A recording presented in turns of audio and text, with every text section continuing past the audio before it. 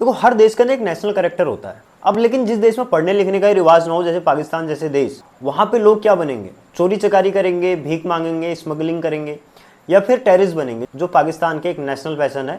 अब पाकिस्तान में लोग न्यूरो सर्जन और स्पेस साइंटिस्ट तो बनेंगे नहीं। लेकिन सबसे इंपॉर्टेंट बात यह है कि जिस देश में इंसान बनने की बेसिक तालीम नहीं मिलेगी, उस देश में भले ही लोग कुछ भी बन जाएं, लेकिन एक कायदे का इंसान नहीं बन पाएंगे, क्योंकि करेक्टर फ्लॉ है। आप इस बात से अंदाजा लगाइए, पाकिस्तान का एक एक्स क्रिकेटर है मोहम्मद यूसुफ, जिसने पाकिस्तान के लिए 90 टेस्ट मैचेस खेले, 250 से ज़्यादा ओडीआईस खेले, यानी कि देश दुनिया घुमा हुआ है, लेकिन दिमाग में वही नफरत, जिहाद, गोबर भरा हुआ है। ये भारत पाकिस्तान मैच के बाद एक शो में बैठा हुआ था, जहां पे लगातार सूर्य कुमार यादव का अपशब्द कह रहा था। एंकर ने बार बार बोला कि उसका नाम सूर्य कुमार है, लेकिन ये बार बार सुअर सुअर बोले जा रहा था। अब ये ऐसा नहीं कि बोल नहीं पा रहा था, इसने डेलिबरेटली सूर्य कुमार यादव को सुअर सुअर बोला। अब जब इसकी घटिया हरकतों पे भारत से इसको खूब गालियां पड़ने लगी सोशल मीडिया पे, तो ये फिर माफी मांगने लगा और सफाई देने लगा। और इसने सफाई में जो लॉजिक दिया वो इतना घटिया लॉजिक था कि किसी का भी मन गाली देने को करेगा। अब इसने लॉजिक दिया कि इरफान पठान ने भी एक बार शाहिद अफरीदी को कुत्ता बोला था, तो उसमें इंडियन मीडिया ने इरफान पठान को कुछ नहीं बोला, उसको रोका नहीं। अब देश दुनिया में लोग कुछ भी बोलते हैं,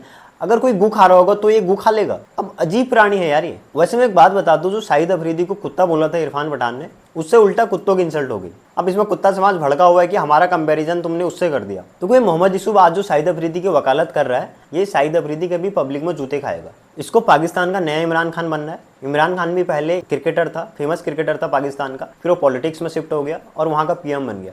और उसी नक्शे कदम पे शाहिद अफरीदी भी चलना चाहता है, क्योंकि पाकिस्तान में हीरो बनने का एक ही तरीका है कि भारत को गालियां दो, या फिर कोई भी ऐसी उल्टी सीधी अनाप शनाप बातें बोलो भारत के बारे में, जिससे वो नेशनल हीरो बन जाते हैं। और उसी नक्शे कदम पे शाहिद अफरीदी चल रहा है। वो लगातार ऐसी बयानबाजियां देता रहता है, जहाँ पे कभी भारत को गाली देगा, कभी कश्मीर का मुद्दा उठाएगा, कभी खालिस्तानियों की सपोर्ट में उतर जाएगा।